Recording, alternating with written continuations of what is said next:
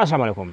Daily jobs update में हम दोबारा हाज़िर हैं। स्क्रीन पे आपने देखा बलूचिस्तान यूनिवर्सिटी की जॉब्स। तफसील में जाने से पहले अगर आप इस चैनल पर नए हैं और जॉब की तलाश में है तो इस चैनल को सब्सक्राइब कर ले, साथ में घंटी की निशान आल पर भी क्लिक कर ले।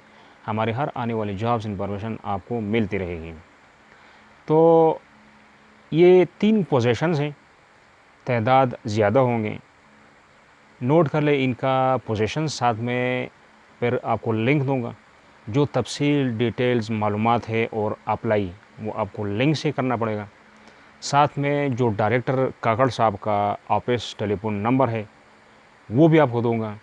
तो पोजीशंस है professor BPS TTS, associate professor BPS TTS, assistant professor BPS TTS। तो इसका जो लिंक है वो नोट कर ले, www.cem.uob.edu.pk ये लिंक है।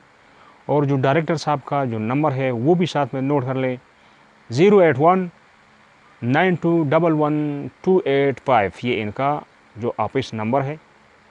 तो ये थी आज की अपडेट। नेक्स्ट अपडेट के लिए खुदा हाफिज़।